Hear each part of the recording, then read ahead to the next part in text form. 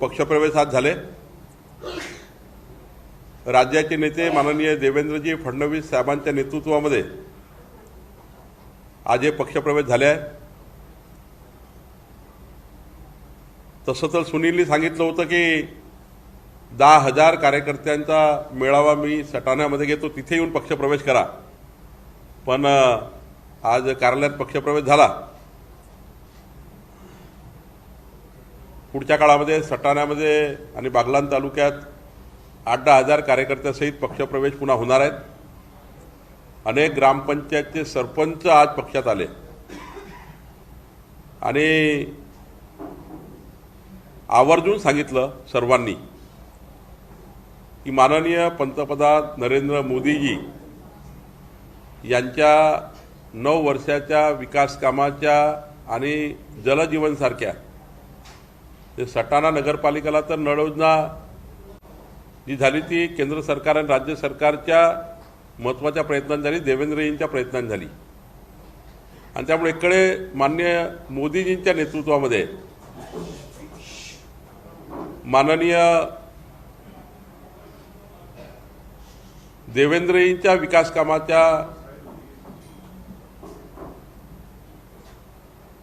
कामावर विश्वास ठेवून double engine सरकारच्या माध्यमातून जो विकास या महाराष्ट्राचा सुरू आहे, या विकास कामावर विश्वास ठेवून सुनील मोरे आणि टीमने पक्षप्रवेश केला आहे। मी त्यांचं आज अभिनंदन करतो आणि लवकरच सटाणामध्ये एक मोठा मेळावा होईल। त्या मेळाव्यातही 8-10,000 कार्यकर्ते पक्षप्रवेश करतील। प्रत्येक मंगळवारी भारतीय जनता पक्षाने पक्षप्रवेशाची योजना केली आहे। पुढच्या काळामध्ये प्रत्येक बूथवर 1 लाख बूथवर 25 पक्षप्रवेश, प्रत्येक बूथवर 25 काँग्रेस आणि राष्ट्रवादी काँग्रेस आणि किंचित शिल्लक सेनेचे काही राहिलेले पक्षप्रवेश, ते पक्षप्रवेश होणार आहेत। 25 लाख पक्षप्रवेशाचा आमचा संकल्प आहे। 15 मे पर्यंत 78-278-200 या क्रमांकावर येऊन 3 कोटी नागरिकांपर्यंत, जनतेपर्यंत पोहोचण्याचाही आम्ही संकल्प केला आहे। प्रत्येक विधानसभेत 60,000 घरी घर चलो अभियान आणि प्रत्येक लोकसभेमध्ये 3.5 लाख घरी घर चलो अभियान करण्याचा आमचा संकल्प आहे आणि सुरुवात झाली आहे। माझा विश्वास आहे की सुनील मोरे सारखे अनेक कार्यकर्ते पक्षामध्ये येत आहेत, अनेक नेते पक्षामध्ये येत आहेत। परवा अनंतरावजी देशमुख यांच्या वाशिममध्ये 25,000 कार्यकर्त्यांनी पक्षप्रवेश केला। तर 78-200-78-200 या क्रमांकावर येऊन पक्षप्रवेशाकरता आम्ही संधी उपलब्ध केली आहे। 3 कोटी नागरिकांचा पर्यंत आमचा पोहोचण्याचा संकल्प आहे आणि येणाऱ्या पुढच्या काळामध्ये लोकसभेच्या संपूर्ण आणि विधानसभेमध्ये सुद्धा आम्ही या ठिकाणी चांगलं यश आम्हाला मिळेल। दोन्ही सरकारचे कामं आम्ही घेऊन जनतेमध्ये जातो आहे आणि जनतेचा विश्वास वाढत चालला आहे। जे 9 मार्चला बजेट आलं, त्या बजेटच्या नंतर खूप मोठ्या प्रमाणावर शेतकरी, शेतमजूर आणि समाजातील अनेक वर्ग हे सुद्धा भारतीय जनता पक्षामध्ये पक्षप्रवेश करत आहेत आणि पुढच्या 15 मे पर्यंत आपल्याला 3 कोटी लोकांपर्यंत आम्ही गेलेलो दिसू।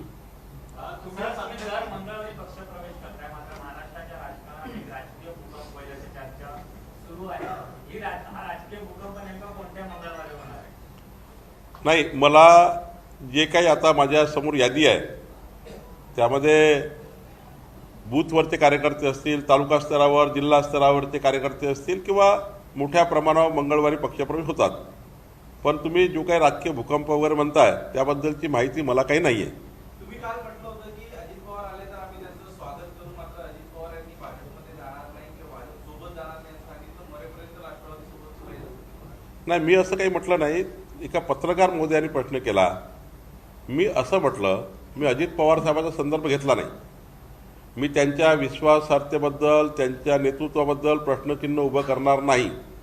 पत्रकार महोदयाने असं म्हटलं मला की उद्या जर अजितदादासारखे लोक आले तर मी त्यांना असं म्हटलं, पक्षामध्ये कोणीही आलं, पक्षामध्ये कोणी आलं, त्यांनी आमची विचारधारा मान्य केली, आमची विचारधारा क्लिअर आहे, देशाकरता काम करायचं आहे, हा देश जगातला सर्वोत्तम व्हावा हा संकल्प मोदीजींनी केला आहे, माननीय देवेंद्रजींनी महाराष्ट्र क्रमांक 1 वर आणण्याचा प्रयत्न सुरू केला आहे.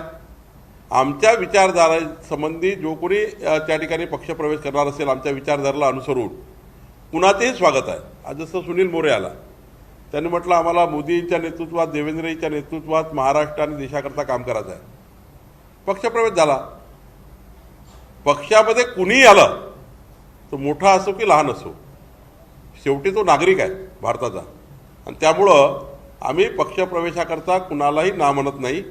ज्यांनी पक्षप्रवेशासाठी म्हटलं त्या सर्वांना पक्षप्रवेश करतो. मिशन 45 चं जे तुमचं टार्गेट आहे, या टार्गेट कंप्लीट करण्यासाठी अशा पद्धतीचे पक्षप्रवेश जे स्थानिक पातळीवरचे होत आहेत त्याच पद्धतीने मोठे आणखी काही बाकी आहेत का? नाही, खूप पक्षप्रवेश होणार आहे.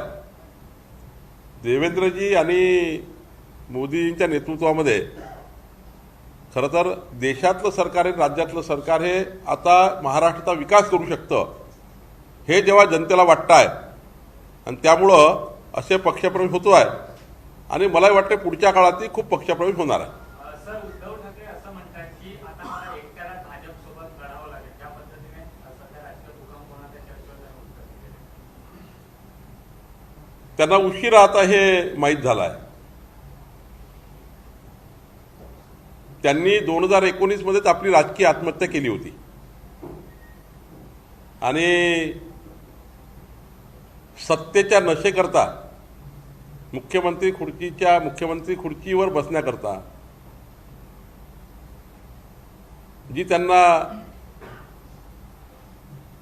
हव्यास झाला होता एक प्रकारचा, मी आणि माझा मुलगा आम्ही दोन्ही सरकारमध्ये मुख्यमंत्री आणि मंत्री बनू, हा जो सत्तेची लालच आली होती, त्या लालचेपोटी जो त्यांनी भारतीय जनता पार्टीसोबत बेईमानी केली, विश्वासघात केला, आणि आता शेवटी विश्वासघाताचा कुठलाही विश्वासघात घ्या, या देशात अनेक दाखले आहेत. आपल्या देशात जर इतिहास बघितला, जेव्हा जेव्हा विश्वासघात झाला, परिवारात झाला तर कधी ना कधी परिवाराने बदला घेतला, समाजात झाला समाजाने बदला घेतला, आणि आपण इतिहास बघतो की जेव्हा जेव्हा विश्वासघात झाला त्या विश्वासघाताचा बदला हा नैसर्गिक पद्धतीने होत राहतो, बदला निघत राहतो, शेवटी जनताच बदला घेते, आम्हाला काही गरजच पडत नाही. आणि त्यामुळे 2024 मध्ये पुन्हा एकदा महाराष्ट्राची जनता ही भारतीय जनता पार्टी शिवसेनेच्या मागे उभी राहील, आणि जसं आता उद्धवजीला वाटतं आहे की मी शेवटी एकटाच राहील, हे आहे त्यांचं जे आता वाटतं आहे त्यांना, हे त्यांना खरं वाटतं आहे की महाविकास आघाडीचे सर्व पक्ष त्यांना सोडून जातीलच आज नाही उद्या. येत्या काळामध्ये ऑपरेशन लोटस पार्ट 2 पाहायला मिळेल का? ऑपरेशन लोटस वगैरे काही नाही आहे.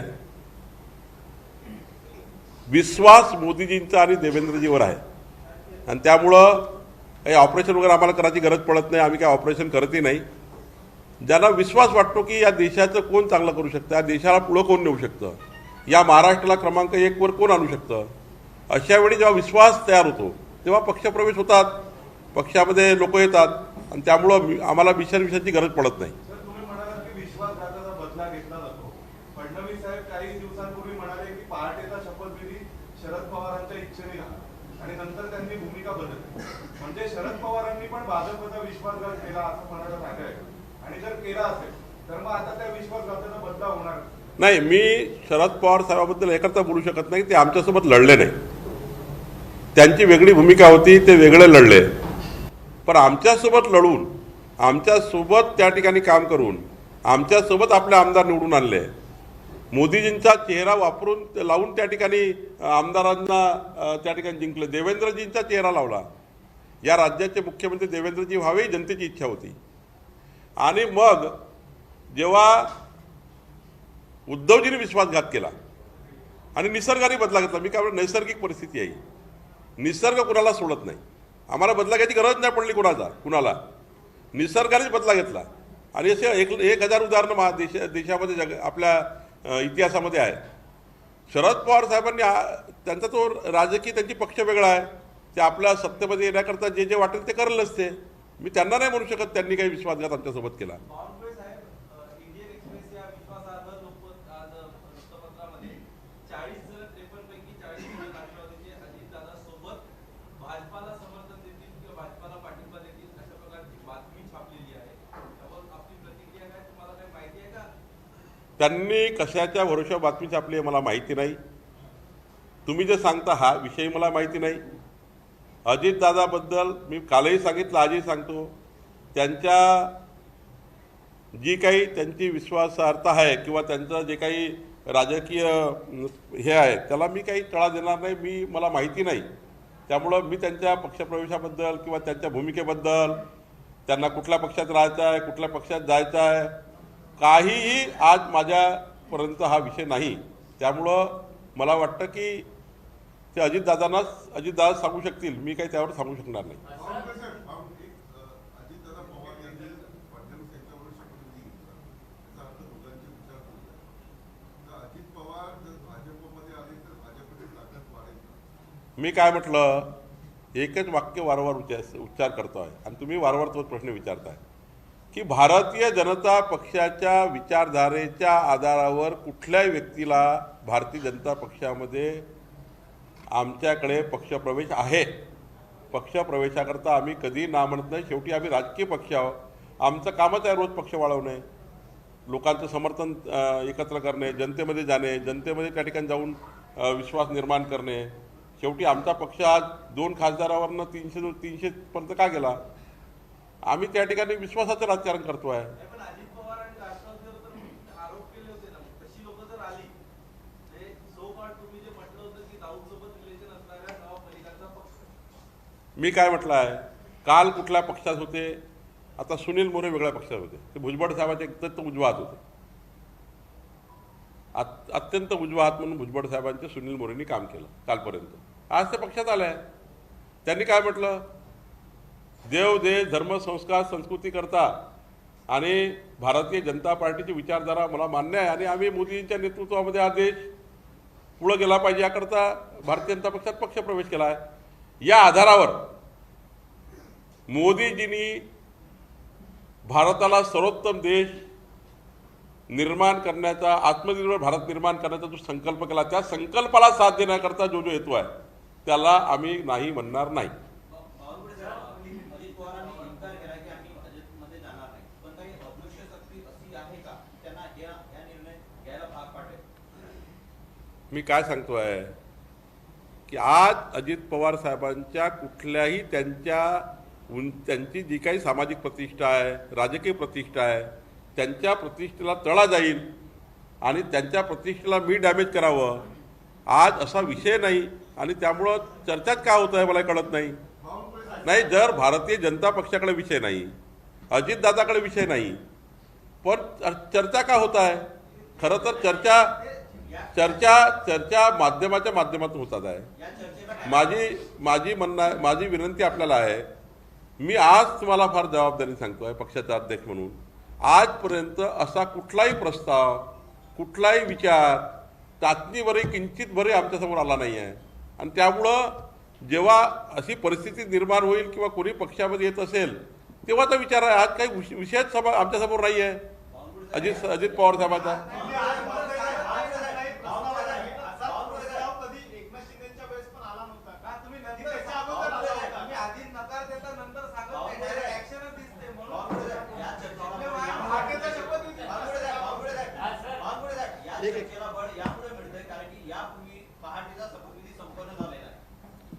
एखादी घटना जर घडली असेल त्या काळामध्ये, ती घटना कशामुळे घडली की आमच्याशी विश्वासघात झाला आणि सत्तेची चाबी आमच्या हाती जनतेने दिली.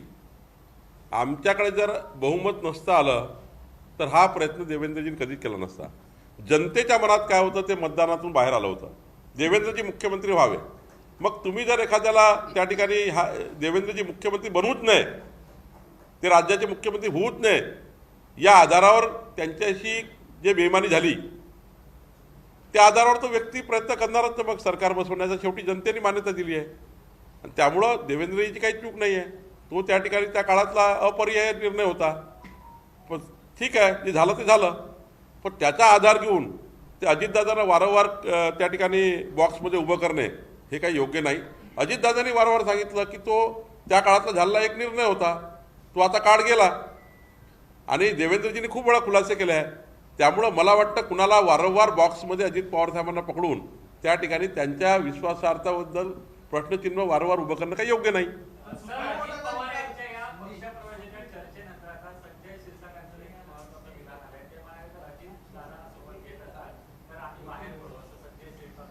नाही, मला याच्याबद्दल संजय शिरसाट साहेब काय बोलले, अजितदादा काय बोलले, कोण काय बोललं याच्याबद्दलचा कुठलाही टिप्पणी माझ्याकडे नाही, टिप्पणी नाही आहे. आणि त्यामुळे हा बाहेरच्या बाहेर चर्चा सुरू आहे.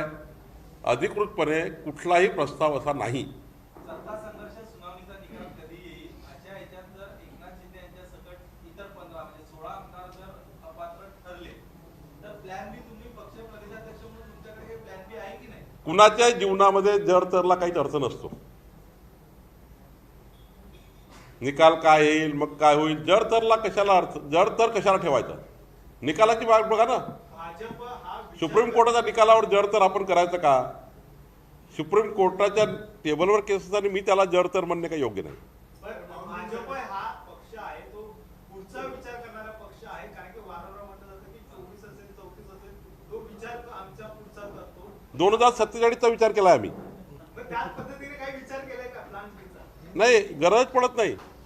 तुम्हाला जेव्हा हे जनतेला कळतं आहे की भारत देशाचं, आपल्या देशातला जर जगातला सर्वोत्तम देश कोण करू शकतं, तर आमचे नेते मोदीच करू शकतात. म्हणून त्या ठिकाणी समर्थन मिळतं आहे आम्हाला.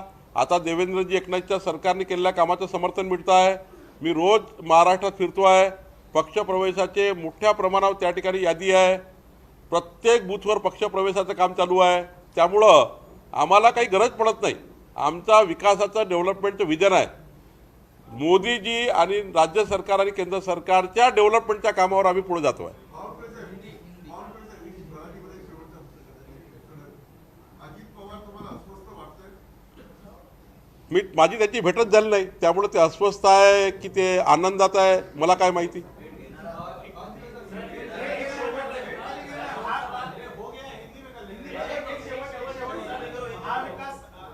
महाविजयाची आज तुमची महत्वाची बैठक होते. एक काय, कारण की अमित शहा देखील मुंबईत येऊन गेलेले आहेत. महापालिकेविषयी देखील चर्चा झालेली आहे. हे आमचं रेग्युलर काम आहे. याच्यामध्ये कुठलंही नवीन नाही आहे. महाविजय 2024मध्ये आमचं जे मिशन आहे, महाराष्ट्रामध्ये सर्वात जास्त लोकसभा आम्ही जिंकल्या पाहिजे, विधानसभा जिंकल्या पाहिजे. प्रत्येक पक्षाचं कामच आपला पक्ष वाढवणे. त्यामुळे त्यात काही नवीन नाही आहे. पक्ष संघटना वाढवणे, निवडणुका जिंकणे ही राजकीय पक्षाचं आमचं जबाबदारीच आहे. आणि त्यामुळं प्रत्येक जागा जिंकली पाहिजे, प्रत्येक जागेवर त्या ठिकाणी काम झालं पाहिजे, याकरता आमची तयारी आहे. आणि भाजप शिवसेना युतीच्या माध्यमातून आम्हाला चांगलं यश मिळेल असं वाटतं आहे. हिंदी में कहना चाहिए बात से तो जिस एक खास कांग्रेस स्थिति के नगर सेवक या सरपंच शामिल हुए हैं, क्या ये माने अगले मंगलवार को अजित पवार भी पार्टी में शामिल होंगे? देखिए, आज सुनील मोरे जो भुजबल साहब के बहुत ही विश्वासु है, उन्होंने पार्टी में प्रवेश किया. वो नगराध्यक्ष है, एक बड़ी नगरपालिका है सटाना, नासिक जिले में. रह गई बहुत कार्यकर्ताओं ने पक्ष प्रवेश लिया. 10,000 के ऊपर कार्यकर्ता उनके समर्थक है. रह गई बात अभी अजित दादा की. मैं अजित दादा के जो उनका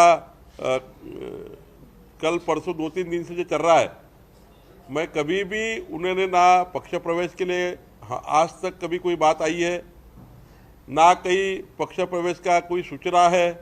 मुझे ये सब बातें माध्यम से आई हुई बातें ऐसा लगता है. यहाँ पे जब मेरे पास पार्टी का अध्यक्ष करके कोई सूचना नहीं है या मेरे पास कोई चर्चा नहीं है, ना मुझे अजित दादा कभी मिले, ना उनसे मैं कभी मिला हूँ पिछले 3 महीने में. तो नागपुर के अधिवेशन में मुलाकात हुई थी, उसके बाद हुई नहीं है. तो मुझे लगता है ये सब बातें जो चल रही है, ये सब इस बातों में आज कुछ मुझे ऐसा लगता नहीं है. सर, आपको लगता है कि बातें जानबूझ के लीक की जाती है कोई स्पेसिफिक ऑब्जेक्ट को अचीव करने के लिए?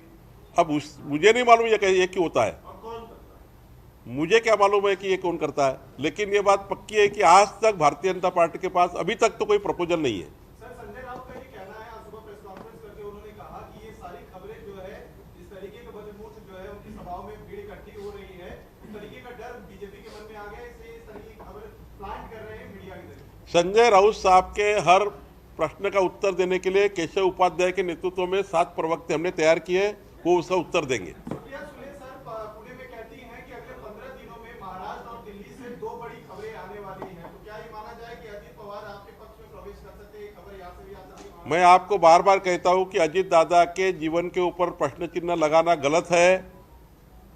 मैं भी नहीं लगाऊंगा, आप भी मत लगाइए, क्योंकि उन्होंने स्पष्ट कहा है कि ऐसा कोई मेरा विचार नहीं है और हमारे पास भी कोई प्रपोजल नहीं है। तो ये बातें कहाँ से आती है, क्यों फैलाई जाती है, ये मुझे नहीं मालूम। सर, 40 लोगों के अभी तक 53 में से ये जा रहा है कि 40 लोग जो है विधायकों का सिग्नेचर वाला लेटर मिल चुका है अजित पवार को। जल्द ही वो आपसे संपर्क करने वाले हैं, क्योंकि जो सुप्रीम कोर्ट का निर्णय आने वाला है उससे पहले की तैयारी आप लोग कर रहे हैं, क्योंकि आप लोग एक विजनरी पार्टी है, हमेशा 10 साल 5 साल आगे की सोचते हैं। देखिए, आपके पास है कि लेटर वो आया? नहीं, वो तो आप बताइए ना सर। नहीं, हमारे पास क्या लेटर है, हमारे पास क्यों आएगा? ये सब बातें चर्चाएं है, मुझे लगता है कोई तथ्य नहीं है। मैं पार्टी का अध्यक्ष करके बोल रहा हूँ कि इस बात का 3 महीने से अजित दादा मुझे मिले नहीं है, ना उनसे कभी बात हुई है मेरी 3 महीने में। रह गई अजित दादा के ऊपर क्यों प्रश्न चिन्ह खड़े किए जा रहे हैं, जब वो बार बार कह रहे हैं कि मेरा ऐसा कोई प्रस्ताव नहीं, ऐसा कोई विचार नहीं है, और मैं भी कह रहा हूँ कि ऐसा कोई प्रस्ताव नहीं है, मैं ऑफिशियल कह रहा हूँ। और लेकिन उसके बाद भी इस प्रकार से उनके जीवन के ऊपर जानबूझ के उनको कटघरे में खड़ा करना कोई योग्य नहीं है। हम उनके जो विश्वास है, उनका जनता का विश्वास उनके ऊपर है, उनके विश्वासार्हता के ऊपर मेरे जैसे कार्यकर्ताओं ने प्रश्न चिन्ह लगाना गलत है। और आप भी मत लगाइए, ऐसा कुछ हुआ नहीं है। भाजपा से जो सरकार बनी थी सर, पार्टी की सरकार जिसको कहा जाता है, वो भी तो कहीं कोई चर्चा नहीं थी और अचानक से सुबह 6 बजे सबने राजभवन में देखा कि शपथ विधि हो गई, तो ऐसा होने की संभावना तो दोबारा से बन सकती है ना? वो आपको मालूम, मुझे तो कुछ मालूम नहीं है। सर, भाजपाच्या एका अहवालानुसार 2019 पेक्षा कमी जागा येत्या काळात तुम्हाला मिळतील, असा एक भाजपाचाच अंतर्गत अहवाल आहे। त्यामुळे चाचपणी केली जाते अजितदादा असो किंवा राष्ट्रवादी सारख्या मातब्बर नेत्यांची जवळीक करून तुमचं विशेष 45। जब महाविकास आघाड़ी थी तब एक सर्वे जानबूझ के तैयार किया था कि देश के लोकप्रिय मुख्यमंत्री में 5 मुख्यमंत्री कौन है, वो एक मैनेज सर्वे था। वैसा ही मुझे लगता है और कुछ ये नया सर्वे आया है। भारतीय जनता पार्टी और शिवसेना मिलके 45 प्लस करेगी। हमारे अमित भाई तो कह रहे हैं कि 48 प्लस करो, लेकिन हम 45 प्लस बार बार उनको कहते हैं कि भाई 45 प्लस, लेकिन अमित भाई ने 48 कह दिया है, तो हम भी 48 की तैयारी कर रहे हैं। और 200 सीटें विधानसभा में तैयारी कर रहे हैं हम, उसके लिए 3 करोड़ लोगों तक जा रहे हैं। 78-200 पे एंट्री करवा रहे हैं, ये मोबाइल क्रमांक पे। आप भी करिए। इनकम टैक्स और इस्तेमाल कर रहे हैं अपोजिशन को अपने पक्ष में लाने के लिए, लगातार आरोप आप लोगों को लग रहे हैं। नहीं, आप आरोप आप लगा रहे हैं कि कौन लगा रहे हैं? संजय राउत साहब के लिए केशव उपाध्याय और 7 लोग रखे हमने उत्तर देने के लिए। सर्वेचं मराठीमध्ये सांगा, एक सर्वे पुन्हा आलाय आमदारांचा की ज्या पद्धतीने 2024 मध्ये आम्ही निवडून येतील। महाविकास आघाडीचं सरकार असताना, उद्धवजी मुख्यमंत्री असताना एक सर्वे आला होता। महाराष्ट्राचे देशाचे लोकप्रिय मुख्यमंत्र्यांमध्ये 5 मध्ये उद्धवजी आहेत। ते महाराष्ट्राच्या जनतेला दिसले नाही, पण सर्वेमध्ये आलं। पण महाराष्ट्राच्या जनतेला विचारलं तर कार्यक्रम 0 होता। तसंच आता एक पुन्हा सुरू केला आहे। मी दाव्याने सांगतो, सर्वे वगैरे काही नाही, मी दाव्याने सांगतो आहे की 45 प्लस महाराष्ट्रामध्ये लोकसभा येतील, 200 प्लस येतील विधानसभा। देवेंद्रजी एकनाथच्या समन्वयाने मोदीजींच्या नेतृत्वामध्ये महाराष्ट्र प्रचंड यश मिळवेल आणि त्याची तयारी सुरू झाली आहे आणि त्या तयारीला आम्ही लागलो आहे। 3 कोटी घरी आम्ही जातो आहे। घराघरात घर घर चलो अभियान आम्ही सुरू केलं आहे आणि मोदीजींचे केंद्र सरकार, एकनाथजी देवेंद्र राज्य सरकार यांचे कामं आम्ही घरोघरी घेऊन चाललो आहे। 3 कोटी लोकांपर्यंत आम्ही पोहोचतो आहे आणि 78-200 या क्रमांकावर एंट्री करतो आहे. तुम्हालाही विनंती आहे पत्रकार महोदयांना की 2035च्या नवभारताच्या निर्माणाचा जो संकल्प मोदीजींनी केला आहे त्या संकल्पाला तुम्ही साथ द्या. तुम्ही 78-200 वर तुम्ही या. बजरंग सभा 1 मई को मुंबई में तीनों पार्टियों ने रखी है और आज जिस तरीके से अपोजिशन कह रहा है कि अगले साल तक बीजेपी को हम महाराष्ट्र से उखाड़ फेंकेंगे. देखिए भाई, ये वज्रमुठ सभा वगैरह है ना, 3 पार्टी मिलके कर रहे हैं. 3 पार्टी के मिलके कार्यकर्ता लाते हैं गाड़ी भर भर के. आप देखेंगे तो परसों संभाजीनगर में और नागपुर में जब उद्धव ठाकरे जी का भाषण चालू होता है तो लोग भाग जाते हैं. आप दोनों सभाएं देखिए, मैं नहीं बोल रहा, आप वीडियो रिकॉर्डिंग बुलाइए, पूरा जत्था निकल जाता है. तो आधी खुर्चियां खत्म हो जाती है उद्धव ठाकरे जी का भाषण जब चालू होता है. ये मैं नहीं कर रहा हूँ, आप फुटेज मंगवा लीजिए. और रह गई बात, जब भाषण चालू रहते तो नेताओं का कोई कंसंट्रेशन नहीं है. तो एक मेक के ऊपर नेता सिर्फ वो दिखाने के लिए ये एक डायस पे आते हैं, लेकिन नीचे उतरने के बाद उनकी बातें सुनिए क्या है और उनमें क्या सभा में मिलता है. सभा में क्या मिलता है? ओनली सवेरे से शाम तक, क्योंकि सरकार नहीं रही, संगठन तो बढ़ नहीं रहा, संगठन रोज खत्म होते जा रहा है, रोज लोग भाग रहे हैं. तो ना संगठन संभालना है, ना सरकार भी चली गई है. तो घर में बैठ के क्या करेंगे? तो स्क्रिप्ट लिखते हैं दिन भर और सवेरे शाम को आपके पास आते हैं. इतना ही काम चल रहा है महाराष्ट्र में. देखिए, कोई महाविकास आघाड़ी वगैरह कुछ नहीं होगा. वो कितना भी एक हो जाएंगे, 51% की लड़ाई भारतीय जनता पार्टी शिवसेना लड़ेगी और पूरी चुनाव जीतेगी. अजीत पवार अगर आप लोगों के साथ आते हैं तो मजबूत होगी क्या बीजेपी? देखिए, जब वो प्रश्न ही आज हमारे सामने नहीं है, अजीत दादा का यहाँ कोई प्रश्न ही नहीं है. मैं बार बार कह रहा हूँ कि मेरी 3 महीने से कोई बात नहीं हुई है. 3 माह से मेरी अजीत पवार दादा से कोई बात नहीं हुई है और आज भी बात नहीं हुई है. तो मुझे ऐसा लगता है कि उनके जीवन के ऊपर प्रश्न चिन्ह खड़े करना, उनको बार बार कटघरे में खड़े करना, उनके लिए उन्होंने भी बोला है कि मेरे लिए क्यों ऐसा होता है बार बार. तो मुझे लगता है कि अपन ने ये विषय आज से बंद करना चाहिए. अजीत दादा के ऊपर आप जो प्रश्न चिन्ह निर्माण कर रहे हैं भारतीय जनता पार्टी को लेकर, मैं स्पष्ट रूप से कहता हूँ अभी कोई प्रपोजल ऐसा नहीं है. सर, अजित पवार यांनी संजय राऊत यांना कडे बोल सुनावलेला आहे. तुम्ही आमचं वकीलपत्र ठेवलं का? ज्या पद्धतीने सामना भूमिका करतात नाही, काय झालं आहे की जसं संभाजीनगरला एक वेगळी खुर्ची मोठी, त्याच्यानंतर त्यांचं आदित्यजी, त्याच्यानंतर मग जयंत पाटीलजी, मग अजितदादा, इकडं ज्या पद्धतीने ते पूर्ण महाराष्ट्राची लीडरशिप घेण्याचा प्रयत्न करतात आहे उद्धवजी. 3 पक्षाचा नेता मी आहे असं मुख्यमंत्री बनण्याकरता ठीक होतं. मुख्यमंत्री बनण्याकरता, सरकार चालवण्याकरता एखादा नेत्याला बनवा लागतं, ते उद्धवजी बनले. पण 3 पक्षाचं जहाज मी घेऊन चाललो आहे, ड्रायव्हर मी बनलो आहे, पायलट मी बनलो आहे असं समजून जे महाविकास आघाडीच्या सभा होतात आहे आणि ज्या पद्धतीने ते शेवटी येतात, मग ते आपलं फुलझड्या त्या ठिकाणी फटाके फुटतात, ज्या पद्धतीने मग ते महाविकास आघाडीचे कार्यकर्ते अस्वस्थ होतात, नेते अस्वस्थ होतात, त्यांच्या पक्षाची भूमिका तिघाची वेगळी आहे. आणि मग त्यांना ज्या पद्धतीने फोकस केलं जातं, 3ही पक्षाचा नेता कोण, मग शरद पवार साहेब राहिले बाजूला, तिकडे राहुल गांधीजी राहिले बाजूला, नाना पटोले राहिले बाजूला, आणि एकटे त्या सभेचं मग ते आपल्या स्टाईलनी आपली खुर्ची वेगळी. ते बरं झालं, मागच्या वेळी मी म्हटलं की खुर्ची लाल खुर्ची पाहिजे आहे वेगळी, तर नागपूरमध्ये किमान सारख्या खुर्च्या भेटल्या सर्वांना. तर भारतीय जनता पार्टीचं क्रेडिट आहे ते. म्हणजे सर्व जे आले तर नागपूरला सारख्या खुर्ची बसले यावेळेस काही त्यांची कंबरंबर काही आपल्याला काही ते माहिती नाही. पण ते काही माझं एवढंच म्हणणं आहे की भारतीय जनता पार्टीने सांगितलं तेव्हा संभाजीनगरला, अरे लाल खुर्ची वेगळी का, तुमच्या खुर्च्या लहान का, तुमच्या भाषणामध्ये उद्धवजीची एंट्री झाल्यावर फुलझड्या का उडतात, ते फटाके का फुटतात आणि बाकी लोकांच्या काही नाही. अजितदादा आले तेव्हा काही नाही, जयंत पाटील आले तेव्हा काही नाही. म्हणून यावेळी सर्व नेते एकत्र आले सोबत. मागच्या वेळी नव्हते आले सोबत. मागच्या वेळी सर्व येऊन बसले 1 तास पहिले, 2 तास पूर्वी येऊन बसले, आपले भाषणं दिले. पण ज्या पद्धतीने मग आले आणि नागपूरमध्ये जरा थोडी सुधारणा केली, पुढे अजून सुधारणा करतील.